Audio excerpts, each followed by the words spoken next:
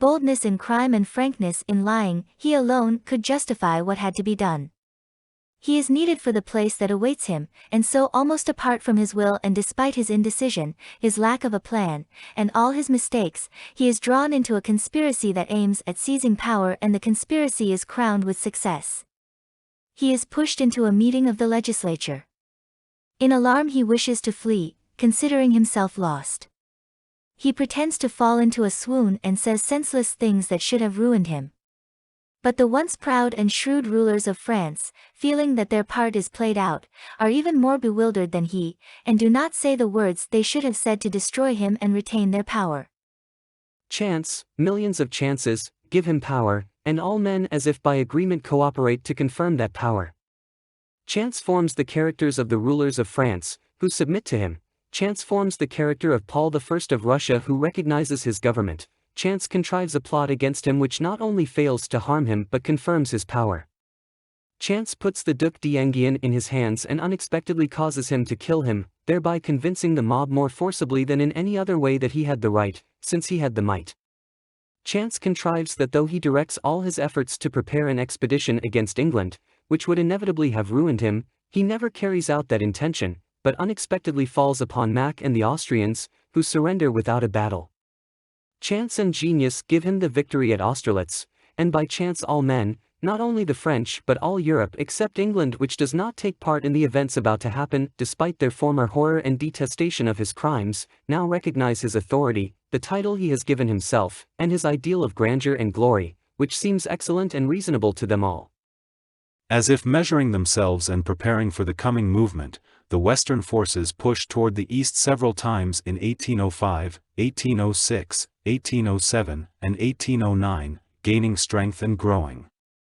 In 1811 the group of people that had formed in France unites into one group with the peoples of Central Europe. The strength of the justification of the man who stands at the head of the movement grows with the increased size of the group. During the 10-year preparatory period this man had formed relations with all the crowned heads of Europe. The discredited rulers of the world can oppose no reasonable ideal to the insensate Napoleonic ideal of glory and grandeur. One after another they hasten to display their insignificance before him. The King of Prussia sends his wife to seek the great man's mercy. The Emperor of Austria considers it a favor that this man receives a daughter. The Caesars into his bed. The Pope, the guardian of all that the nations hold sacred, utilizes religion for the aggrandizement of the great man. It is not Napoleon who prepares himself for the accomplishment of his role, so much as all those round him who prepare him to take on himself the whole responsibility for what is happening and has to happen. There is no step, no crime or petty fraud he commits, which in the mouths of those around him is not at once represented as a great deed. The most suitable fate the Germans can devise for him is a celebration of Jena and Auerstadt. Not only is he great, but so are his ancestors, his brothers, his stepsons, and his brothers-in-law. Everything is done to deprive him of the remains of his reason and to prepare him for his terrible part. And when he is ready, so too are the forces. The invasion pushes eastward and reaches its final goal, Moscow. That city is taken. The Russian army suffers heavier losses than the opposing armies had suffered in the former war from Austerlitz to Wagram.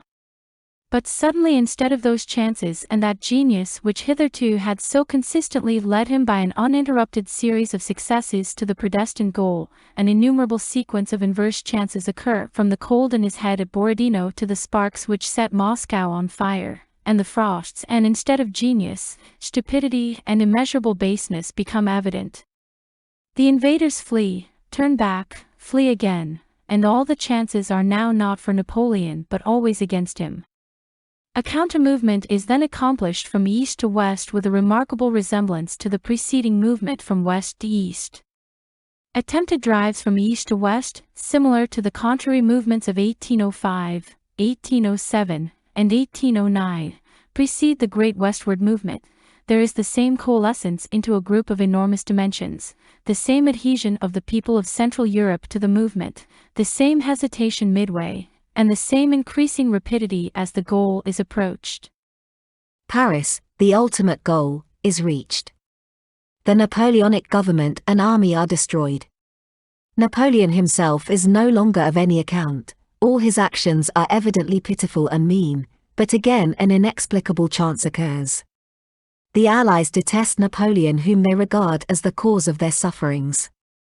Deprived of power and authority, his crimes and his craft exposed, he should have appeared to them what he appeared 10 years previously and 1 year later, an outlawed brigand. But by some strange chance no one perceives this. His part is not yet ended. The man who 10 years before and a year later was considered an outlawed brigand is sent to an island 2 days' sail from France, which for some reason is presented to him as his dominion, and guards are given to him and millions of money are paid him.